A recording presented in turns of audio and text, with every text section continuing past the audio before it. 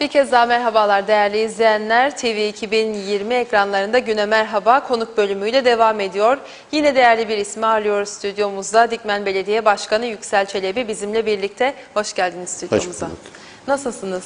Teşekkür ederim. Çok sağ olun. Teşekkür ediyorum katıldığınız için programımıza. Tabii ki belediye başkanlığı seçim tarihi belirlendi. 27 Kasım olarak gösteriliyor. Bu konuda çok tartışmalar, konuşmalar da oldu. Öte yandan yerel yönetimler reformu konusu gerçekten bir reform olup olmadığı, bunun içerdikleri çok tartışıldı, konuşuldu, konuşulmaya da devam ediliyor.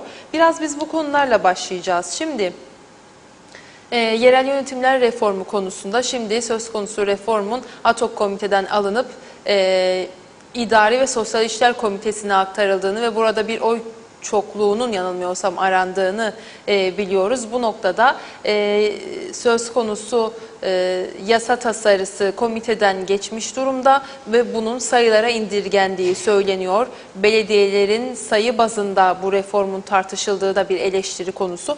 Biraz bu noktadan başlayalım dilerseniz. Öncelikle şu anda Dikmen bu son çıkan haritada 18 belediye içerisinde yer alıyor. Ama önceden Dikmen'in Girne'ye bağlanma çalışmaları vardı ki çok karşı çıktınız. Çok yanlış bir adım olurdu görüşü de hakimdi. Ne söyleyeceksiniz bu son şekille ilgili?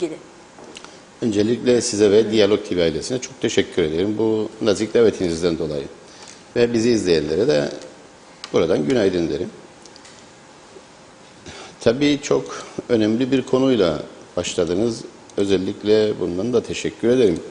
Şimdi tabii ki çok öfkeli, çok gergin bir yıl yaşadı belediyeciler. En başta tabii ki sizin de biraz önce dediğiniz gibi Dikmen Belediyesi'nin kapatılıp da Girne'ye bağlanacağı ortaya atılınca tabii ki sadece ben Dikmen Belediye Başkanı olarak değil, gerek çalışanlarım gerek bölge halkı da ciddi anlamda tepki göstermişti bu konuya. Çünkü bu yapılması tasarlanan aslında kapatmaydı. Bu işte birleştirme falan o kibar bir sözcüktür. Bu direkt kelle kesmeydi.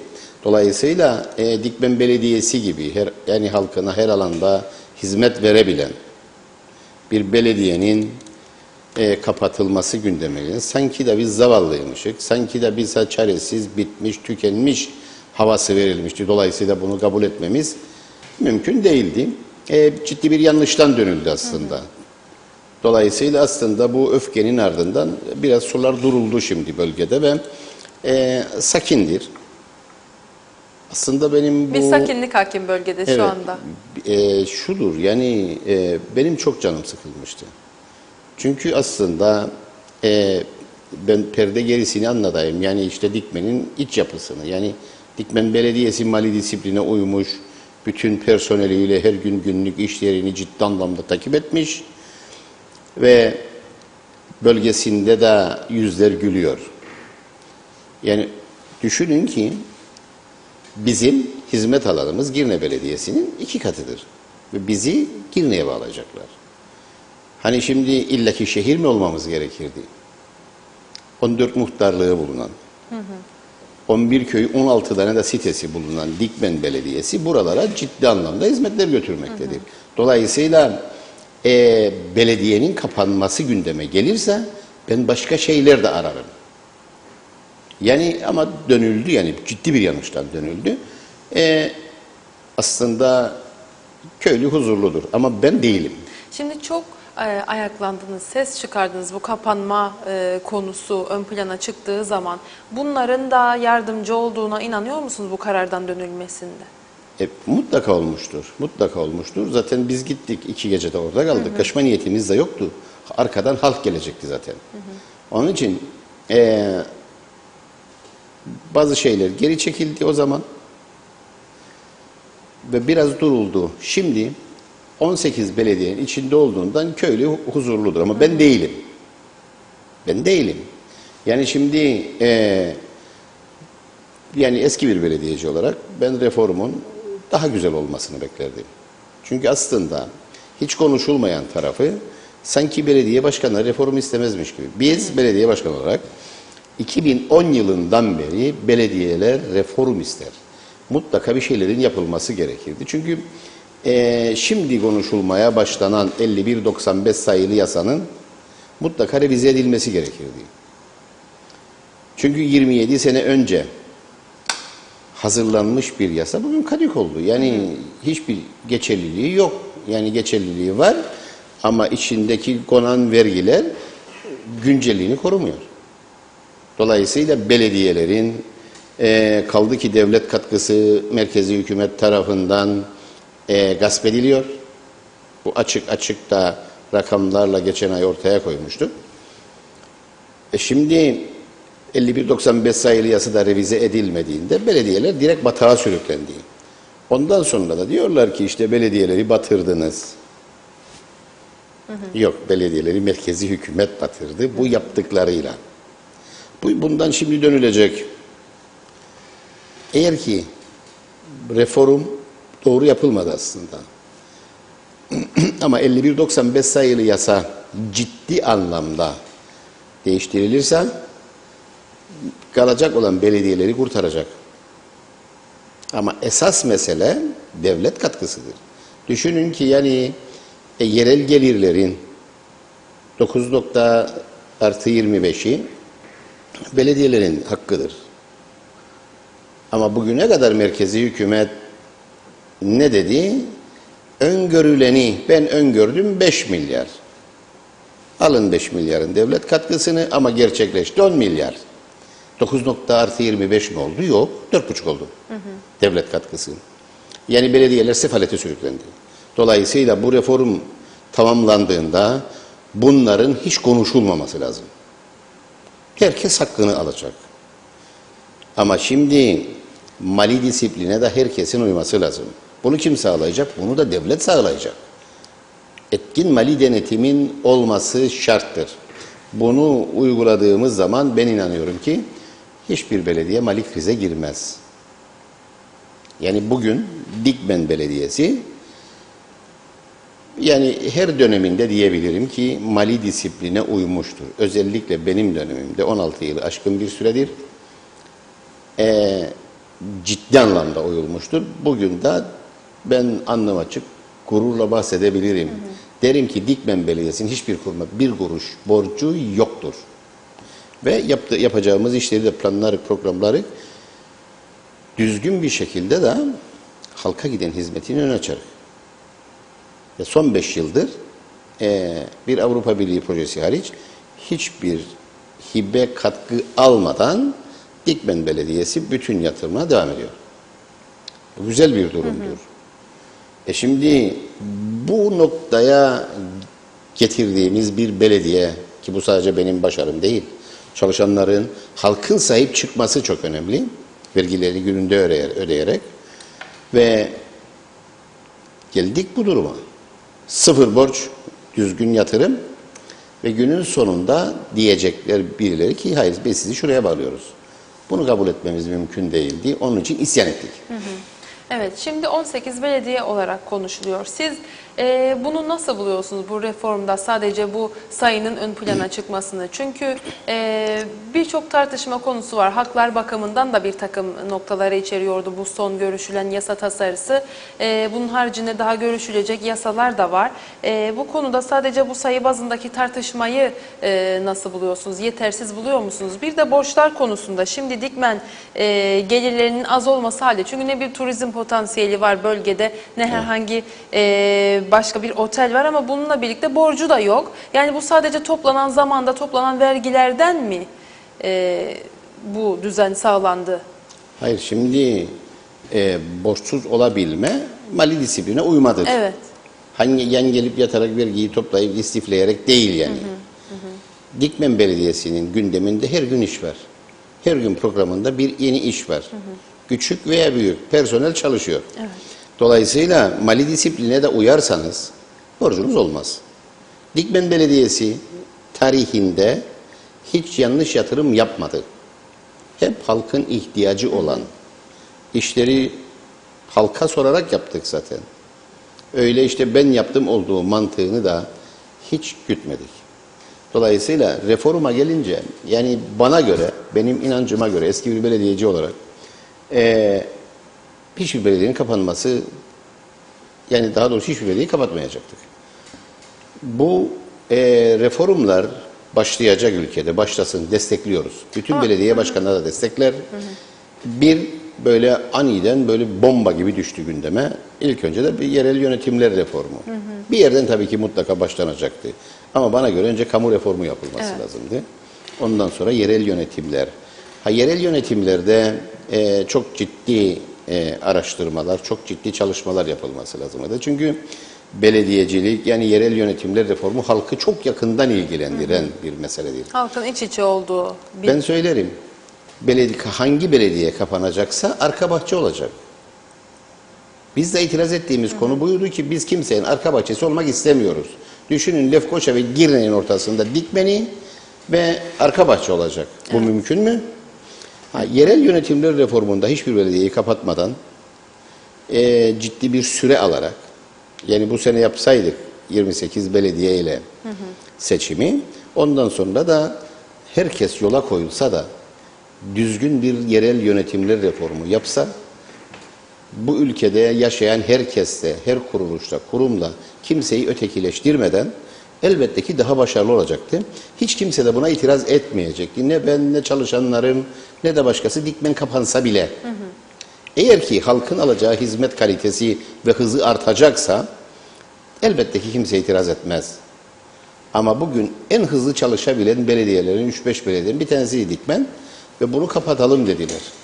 Bunu kabul etmedik aslında biz.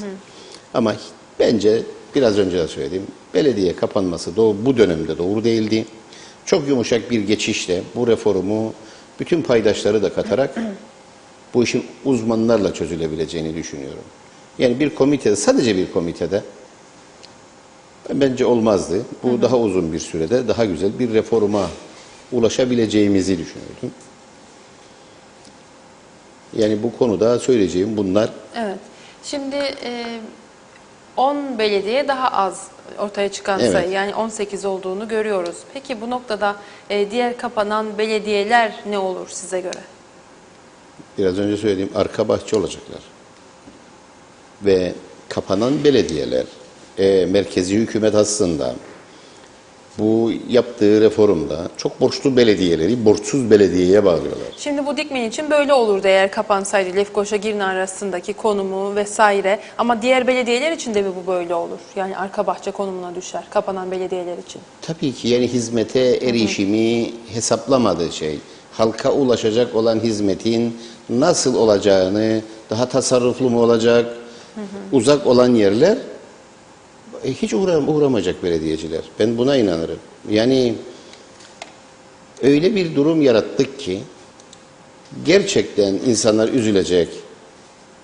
Ve şunu söylerim, en fazla benim mesela aklımı yoran konu, düşünün, çok borçlu bir belediyeyi borçsuz bir belediyeye bağlayacaksınız ki var yani emsalleri. Evet. Şu anda bağlanacak olanlar da. Şimdi mali disipline uymuş, bugüne kadar hep dikkatli olmuş bir belediyeye milyonlarca liralık borcu olan bir belediyeyi götürdüğünüp bağladığınızda ya birleştirdiğinizde mevcut olan da batmayacak mı? Batacak. Evet. Yani burada bana göre merkezi hükümet bu belediyelerin borçlarını üzerine alması lazım. Ancak o zaman belki yapı daha düzgün olur. Yoksa işte ben yaptığım olduğu mantığıyla hareket edersek inanırım ki mevcut olan mali disipline uyan, yatırımlarını düzgün yapan belediyeleri de batırmış olacak. Bu doğru değildir. Şimdi az önce mali disipline uyumdan söz ettik. Dikmen Belediyesi'nin mali disipline uyduğunu, işte herhangi bir borcunun bulunmadığını, halbuki hatta saydık yani herhangi bir turizm gelirinin de olmamasına rağmen. Ama birçok turizm gelirinin olduğu, birçok oteli belediye sınırları içerisinde barındıran bir belediyenin kötü durumda olduğunu mali açıdan biliyoruz ve bu gibi belediyelerin de birleşeceğini de biliyoruz ya da kapatılacağını da biliyoruz. Bu noktada bunu neye bağlıyorsunuz? Sadece mali disipline uymamak mıdır bu belediyeleri borç batağına düşüren? Tabii ki başka belediyeler hakkında konuşmam çok doğru değil. Ama ben inanırım ki halkın bize verdiği, belediye başkanları verdiği yetkiyi, yani belediye başkanı ve ekibiyle, belediye meclisiyle doğru kullanılması lazım. Ben öyle yapıyorum. Dolayısıyla yani herhangi bir belediye hakkında konuşmam çok doğru bulmam.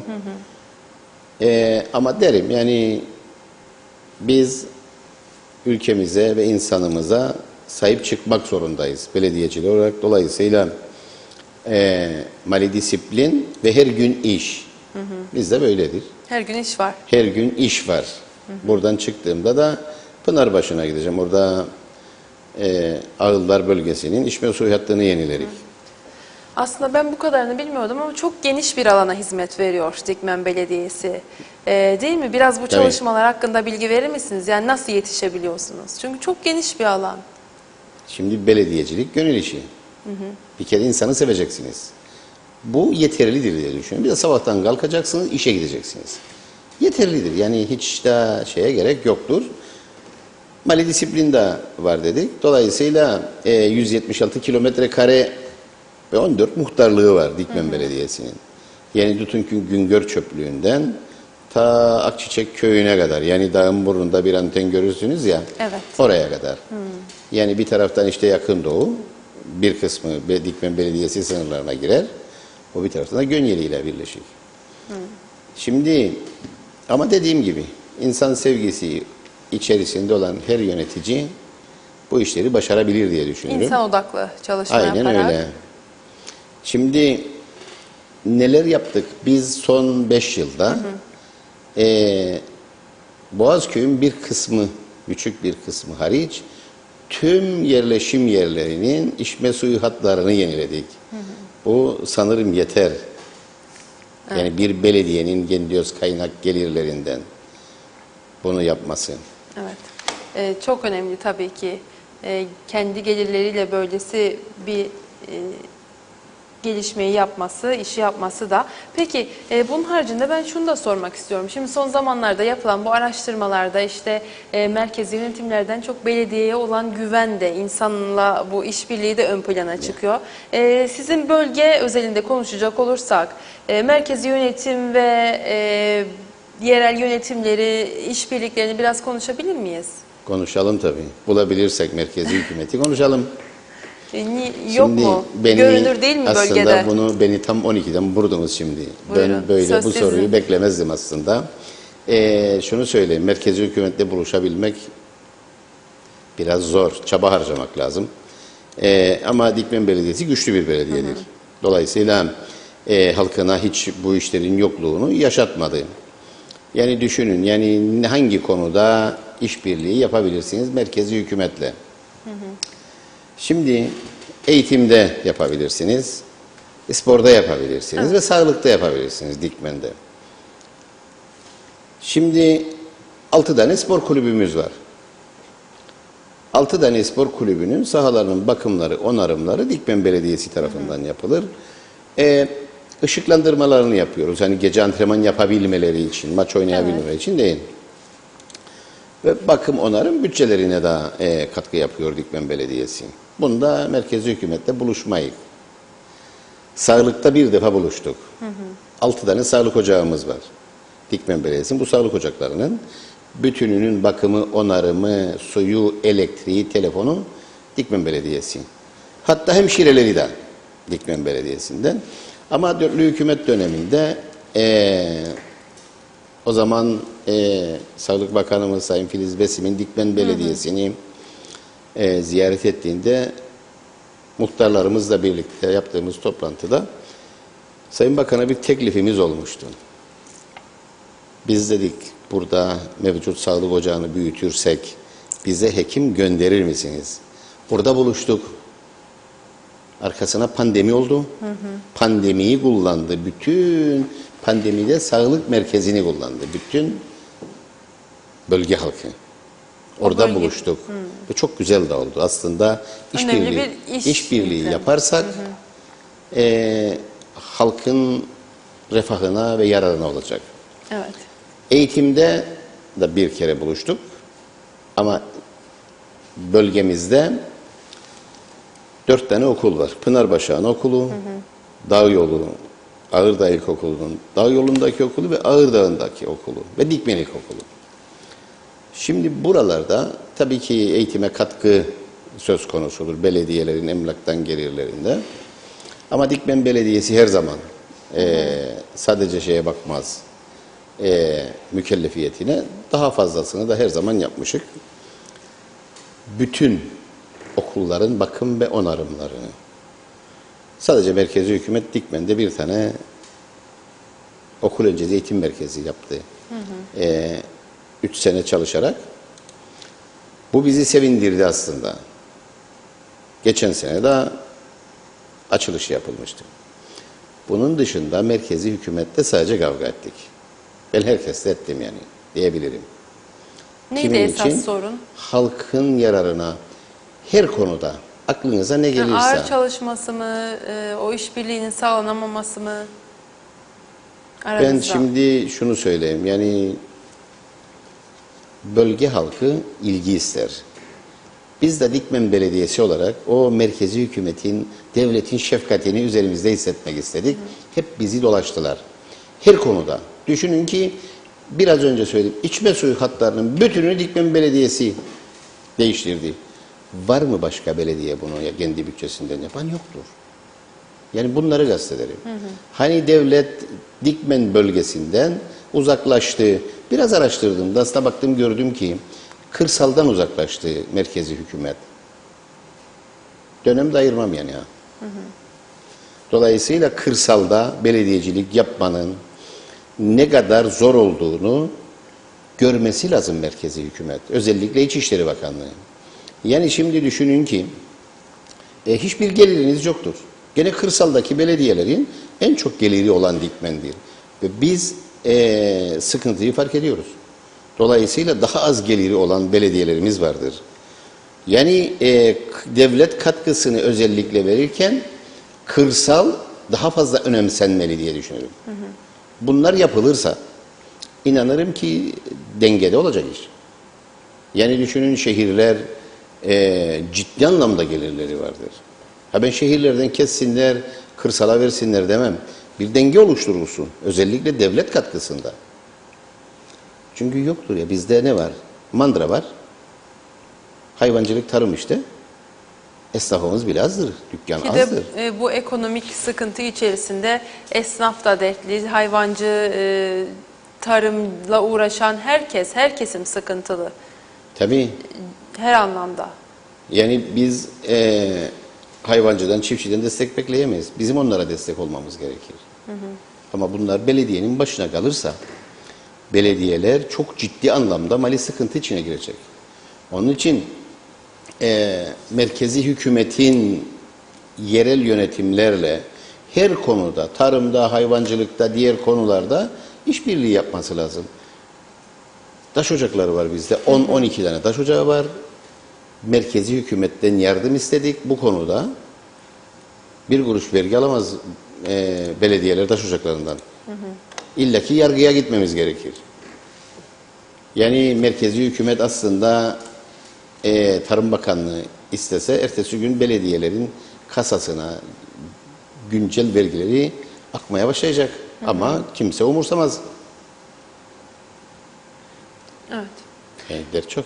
Yani bu noktada merkezi yönetimle ilişkili söyleyebileceğimiz şu mu? Yani bölgede merkezi yönetimin de üzerine düşen görevi, sorumluluğu Evet. yerel yönetim üstleniyor. Bir kat daha artıyor sorumluluğu belki de bu yönde. Aynen öyle. Hem sorumluluklarımız hem masraflarımız artıyor. Masraflar da tabii Kendi ki. bütçelerimizi de bu konularda kullanıyoruz. Evet, bir yorumumuz var, ona da bakalım. Lokman Kara'nın yorumu izleyicimizin. Nacizane fikrim diyor. 4 belediye olması lazım. Gerisi israf. Sonuçta iş gören çalışanlar diyor. Tabii böyle fikirler de var. Böyle belediye sayılarının azaltıldıkça aslında yeterli olacağı, gerisinin israf olacağı yönünde düşünceler de var. Aslında bir kişi bağalım, o yapsın bu işi. Tek kişi. Şimdi herkes katılımcı demokrasiyi savunuyor. Biz tek adamlığa göre gidiyoruz. Yani bence çağ dışı kalmış bir düşünce. Yani bunun savunulması, konuşulması bile abestir diye düşünüyorum. Yani eşi benzeri olmayan bir fikir attı ortaya aslında. bilmem. Evet, bu Yanlış yönde. yani. Evet. Peki şimdi bu işbirliğinden söz ettik.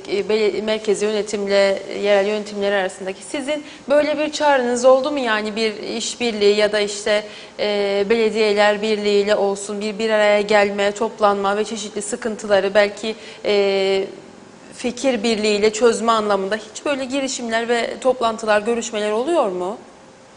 Aslında olurdu eskiden belediyeler birliğinde ama son dönemde işler o kadar siyasallaştı ki, siyasete çekildi ki belediyeler birliği diye bir birlik bile yoktur şu anda.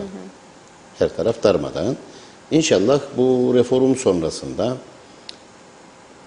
oraya yani belediye başkanı seçilecek arkadaşlarımızın belediyeler birliğinde iyi işler çıkarır da belediyeler birliği de ismiyle birlikte hareket edilir. Yoksa biz mesela Cetepe'li belediye başkanları 2 senedir belediye birliğine gitmiyoruz. Çünkü gerçekten kötü bir durum yaşandı. Evet. Biz de terk ettik. Terk ettik, bıraktık. Yani belediyeler birliği herhangi bir siyasi partinin oyuncağı değildir. Evet, orada geçtiğimiz günlerde de bir toplantı söz konusuydu. Bazı belediye başkanları da katıldı. Tabii, şimdi hatırlayamıyorum o basın ama toplantısıydı. basın toplantısı da oldu. Bilgilendirme toplantısında yanılmıyorsam siz katılmadınız değil mi? Katıldım. Yok, Siz... belediyeyle birliği değil. Biz 13 belediye başkanının bu mevcut gelinen durumla ilgili ve merkezi hükümetin belediyelere yaptığı dayatma ve bütçelerinden gasp ettiği diyelim veyahut da ödemediği ve ne kadar gasp ettiğini ortaya koyduğumuz bir basın toplantısıydı o. Yani ondan sonra da çağrı yaptık belediyeler birliğine. Çünkü genel kurulun yenilenmesi gerekirdi. Dolayısıyla çağrı yaptık. Bu çağrımız yanıt bulmadı. Artık inşallah belediye seçimlerinden sonra düzgün bir birlik oluşturulur. Siyasetin olmadığı bir birlik. Sadece belediyelerin ve halkın çıkarını savunan bir birliğin oluşmasına çok ciddi anlamda ihtiyaç vardır. Belediyeler birliğinde konu siyaset olmamalı, sadece belediyeciliğin konuşacağı bir birlik haline dönüşmesi en büyük dileğimdir. Şimdi 27 Kasım'da önümüzde bir seçim olduğu görülüyor. Sizce Evet. bu seçimi biz nasıl gideriz ve bu seçimden sonra neler olur, bizi neler bekler? Sizin için yeni bir dönem mi olur? Çünkü belediyeyle artık bağdaştınız siz, böyle özdeşleştiriyoruz sizi. Nasıl bir dönem olur? Farklı bir yol izlenir mi? Bu seçim tarihini, öncesini ve sonrasını biraz karşılaştırabilir misiniz? Yani 27 Kasım'da bu seçimin yapılabileceğinde çok da emin değilim yani. O Anayasa Ama Mahkemesi'ne mi der ki çevrilecek? yapılacak. Yoksa? Şimdiki tarih o görülüyor. Evet. Şimdi tabii her ne kadar da öfkeli, sıkıntılı bir dönem geçirdiysek de yerel yönetimler reformu inşallah güzel çalışmaların sonucunda belediyeleri ayakta tutacak, halkın aldığı hizmetin kalitesini artıracak bir reform olur. Gerisi zaten belediye başkanları ve yönetimlerin işi. Belediye meclislerinin. Birinci kural mali disipline uymaktır. İkinci, halkın ihtiyacı olan projelere, böyle şov yapacak projelere değil. Halkın ihtiyacı olan projeleri hayata geçirirsek ben inanırım ki önümüz açılacak, halk da rahat edecek. Yani bunun dışında yapılabilecek ya da yapılacak işlerin halkın yararına düşünmüyorum. Yani popülist yaklaşımlardan uzaklaşacağız. Mali disiplinle, halkın ihtiyacı olan projelerle gidersek inanırım ki, ama bu her şeyden önce bugün öfkeli olduğumuz, kavga ettiğimiz bu reform, dayatma reformundan bahsedelim. Yani bunun dışına çıkılarak halkın ihtiyaçlarını karşılayacak belediyelerin manevra kabiliyetini hızlandıracak işler yapılması lazım. Yani kamu ihale yasasına belediyeleri bağladılar. Belediyeler hareket edemiyor. Çok bağladılar. Yani belediyecilikte işte bir aracın lastiği patlayacak, 5 gün bekleyeceksiniz yazıyor defterde, kitapta. Şimdi nasıl olacak? Çöp kamyonunun lastiği patladığında ben 5 gün bekleyeceğim. Yoktur. Yani belediyelerin hızını kesmeyecek yasalara ihtiyaç var. Bunları yaparsa merkezi hükümet, ben inanırım ki belediyecilik uçacak bu memlekette. Yani önümüzü kesmesinler. Tüm dünyada Çok da işlerimiz şimdi var. belediyecilik gelişmektedir değil mi? Yani dünya Kesinlikle. örneklerine baktığımızda, Avrupa'ya baktığımız zaman nasıl bir karşılaştırma yaparsınız? Ya da Güney Hiç komşumuza. karşılaştıramam. Güney'i bilmem, yani Güney'de çok araştırmadım bu konuyu. Ama bilgim odur ki Avrupa'da belediyelerin sorumlulukları çok, görevleri çok. Ve yasayla da belirtilmiştir. Gitgide de artıyor. hükümet, yerel hükümetin görevine karışamaz. Devlet katkısı da %35'tir ama çok işleri var onların. Hani bizde dedik ya 9,5, Avrupa'da 9,5 değil. Kaldı ki bizde 4,5'tır. 9 değil yani. Bizde öngörülen ve yani gerçekleşen arasında dağlar kadar fark var. Bunların yasayla belirlenmesi lazım ve belediyelerin önünün açılması lazım. Belediyelerin haklarının gasp edilmemesi lazım ve etkin mali denetim. Bu belediyeciliği bana göre uçurur. Hiç başka şeye de gerek yok. Denetim eksikliğimiz de var değil mi? Çok. Yüksel Bey. Çok. Gerçekten. Çok eksiklik var. Bunları mutlaka hızlandırmamız lazım. Artık onu merkezi hükümet düşünecek. Evet. Gereğini yapmaları gerekiyor diyorsunuz. Bence de. Peki seçim tarihi bu olursa diye konuştuk. Peki olmazsa, seçim tarihi olmazsa mevcut belediye başkanlarının görev süresi var. Buna bağlı yaşanacak birçok sıkıntı var. O zaman ne olur? Vallahi ben hukukçu değilim. Ama kötü olur. Kötü olur diye düşünüyorum. Zaten bu reformun atıldığı, yani attıkları bu adım yanlıştı bana göre. Yani şimdi bu kadar kaosa hiç gerek yoktu. Bu kadar gerginliğe, bu kadar kavgaya, bu kadar üzüntüye gerek yoktu yani. Çok daha güzel işler yapabilirdik. Daha Çok farklı işbirliği var. içinde. Tabii. Yani Şimdi bu hükümet krizleri çıkmadan önce yine bu ad hoc komiteleri de bir de gerek muhalefetle olsun gerek iktidarıyla olsun böyle bir işbirliği de sağlanıyor gibiydi değil mi? Belli başlı bir kazanımlar elde edilmişti. Tabii. Sonra yasa tasarılarının, yasaların kadük olmasıyla birlikte, hükümet krizleriyle birlikte sil baştan yaşanmaya başlandı bazı şeyler. Tabii ad hoc komiteye gittiğinde ben güvenirim. Yani işte ad hoc komitede düzgün bir karar çıkacak. Ansızın her şey tepetaklak oldu. İdari ve Sağlık Komitesi'ne geri geldi. Bir günde geçireceğiz dediler. Öyle de oldu. Herkes şok oldu. Herkes şok oldu. Ne bu? Ne oldu acaba? Perde arkasında ne oldu ki? Yani itiraz Bunlar etmeye yaşandı. bile vakit olmadı deyim yerindeyse. Yani çok farklı gelişmeler yaşadık. Aslında daha fazla işbirliğine ihtiyaç var. Ama illaki siyaset olmaz. Evet, ben emrettim olacak. Olmaz yani. Toplumun yarısını kesip atarsınız ve ötekileştirirsiniz. Buna inanırım. Ve yanlış bulurum. Yani olmaz böyle bir şey. Yani iş barışı, iç huzuru sağlaması lazım hükümetin. Tabii siyasetten arındırılmış diyoruz. Genel olarak ülke gündemine baktığımızda bir Kıptek meselesi var ki uzayıp gidiyor. Orada yaşanan sorunlar her gün artarak devam ediyor, gündemimize geliyor. Ekonomik sıkıntılar var, asgari ücret tartışmaları bir yandan, siyasi sıkıntılar diğer bir yandan. Genel olarak nasıl bakıyorsunuz ülkenin gidişatına? Tek Gündemine. kelimeyle kötü görüyorum. Kötü. Zaten beni her zaman sorardı arkadaşlar bana. Ben de derim ki beni korkudan belediyenin kapanacağı değil. İnanmazdım kapanacağına zaten. Pahalılık. Evet. Pahalılık yani elektrik kurumundan hiç bahsetmeyelim. Herkesin gözleri önünde her şey cereyan ediyor. Şimdi pahalılık, elektrik faturaları can yakar. Mazot can yakar. Belediyeye açısından konuşacak olursam geçen sene böyle zaman ortalama belediyede hesabını yaptık. 2021 yılının bu zamanına kadar yani 2021 Ocak ve Ağustos döneminde 64 bin lirayla yakıt parası verildi Dikmen Belediyesi. Şimdi 300 bin. Elektrik parası sadece bir kuyunun 150 bin lira. İçme suyu kuyusuna. Yani 300 bini aşan elektrik parası var. Ne verirdik? 45 bin lira. Kaç kat arttı? Acaba o zamanki rakam gerçeği mi yansıtırdı? Hayır, gizlememek lazım. Gerçek rakam neyse gününde ve zamanında onu koyacağız. Su paraları belediyelere 10 katı arttı. Şimdi gene gündemde. Devlet yine su paralarını artıracak. Yani halk yine sıkıya girecek. Onun için halktan gizlemeyecekler. Yok, seçim var diye saklarlar. Sonra Ondan patlar. sonra patlar. Yok. Euro'ya geçiş.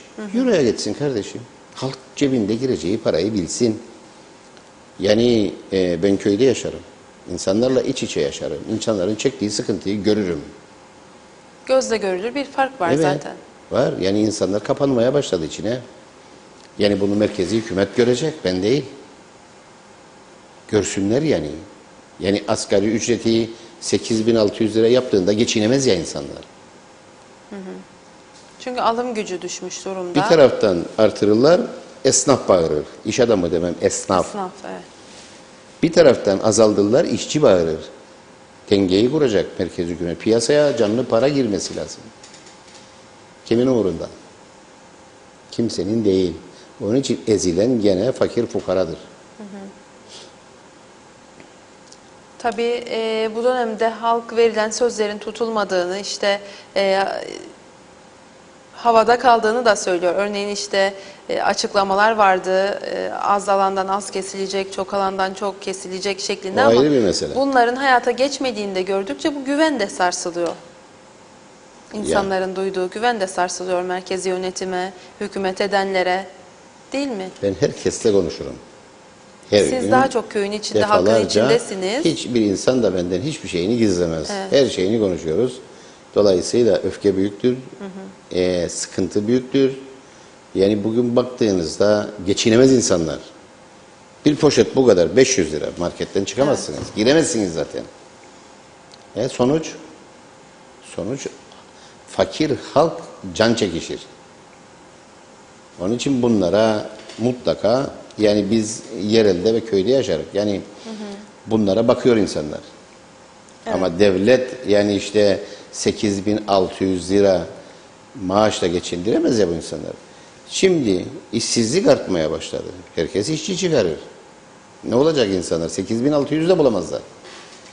Kaçak çalışan, işçi durumuna düşenler de var. Onlar da artışta. Evet, doğrudur. Tabii ki bu gibi sıkıntılı durumlar da artıyor. Yorumlara bakacak olursak Apex Tur demiş ki iyi yayınlar diliyorum yoldaş, Yüksel selamlar. Başarılarının devamını diliyorum demiş. Lokman Kara az önce sizin söylediğiniz üzerine başkan 2.30 geliyor Türkiye'den su. Neden kuyulardan su çekip elektrik parası ödüyorsunuz? Suya anlamak istiyorum demiş. Şimdi bu arkadaşımız herhalde yurt dışında yaşar. Bilemiyorum onu Yazsın ama. bize de görelim. Evet, Şimdi, yazabilirse eğer belirtirse nerede yaşadığını Şimdi izleyicimiz. aslında ben Lokman Kara'ya çok teşekkür ederim. Gerçekten hani Neden kuyu kazıyorsunuz? hepimiz çok sevindik değil mi? Ben bir belediye başkanı olarak Türkiye'den su geldiğinde havalara uçtum ya. Ama ne demektir? Telefonumuz hiç susmayacak. Hiç insanların suyu olmadığında rahata kavuşacağız. Tabii ki. Sonuçta vergiyi halk ödeyecek zaten. Belediye bu işe aracılık yapacak. Lokman Kara kardeşim iyi dinlesin. Türkiye'den su geldi ama Dikmen bölgesine gelmedi daha. Gelmedi. Ne yazık ki kuyulara talim ederiz. Ya Akçiçek, Şirin Evler, Pınarbaşı ve Dağyolu köylerinin dışında Dikmen bölgesindeki sular kendi kaynaklarımızdandır. Kuyulardan sağlanıyor Evet. hala. Şimdi aslında çok güzel şeyi hatırlattı. Ne demek? Kaç sene var su geldiği bölgeye? 5, 6, 7. Ne yazık Aşağı ki yukarı. Kuzey Kıbrıs Türk Cumhuriyeti'nin en merkezi yerindedir Dikmen. Biraz yukarıdayız diye sular da istediğimiz gibi yukarı çıkamayacak. Ağırdağ, Boğaz, Dikmen, siteler, Taşkent, Güngör, buralardaki sular Dikmen Belediyesi'nin ve devletin içme suyu kuyularından karşılanır. Ama işte ezbere konuşma buna derler. Ya bunları çıkıp da biz söylemeyiz. Bak fırsat verdi. Halk da bilsin yani. Tabii bazen böyle eleştiriler olduğunda başka bir konuyu da açmamıza vesile oluyor. İzleyicimizin yorumu da öyle. Tabii daha o zaman ulaşmadı. Ha, kızgın değilim yani kendine. Çok teşekkür ederim. Yani bir konuyu hatırlattı. Halkımız bilsin diye biz de açıkladık. Lokman Kara demiş ki başkan topla halka elçiliğin önüne ben de Trabzon'dan geleceğim demek ki Trabzon'dan. bak yurt dışında yaşadı ya. Yurt dışında yaşıyor. Trabzon'a da selamlar, sevgiler buradan. İletelim. Peki artık süremizin de sonuna yaklaşıyoruz. Var mı genel olarak eklemek istediğiniz, vermek istediğiniz mesaj bitirirken? Tabii yani söyleyeceğim tek şey yani bu ülkede huzura ihtiyacımız var. Kimsenin kimseyi ötekileştirmediği, herkesin birbirine sahip çıktığı bir ülke olması lazım Kuzey Kıbrıs Türk Cumhuriyeti. Ama hem sevgi azaldı, hem siyasi hırslar arttı. Dolayısıyla birbirimize çok ihtiyacımız var. Evet. Peki teşekkür çok ederim. teşekkür ediyorum ben de size katıldığınız için, açıklamalarınız için. İnşallah ileriki zamanlarda da programımızda sizi ağırlayacağız yine. Teşekkür ederek noktalıyoruz. Evet değerli izleyenler, Güne Merhaba'nın bugün adına da sonuna geldik. Stüdyomuzda Dikmen Belediye Başkanı Yüksel Çelebi'yi ağırladık. Teşekkür ederek programımızı noktalıyor. Güzel bir gün geçirmenizi diliyoruz. Yarın görüşmek üzere. Hoşça kalın.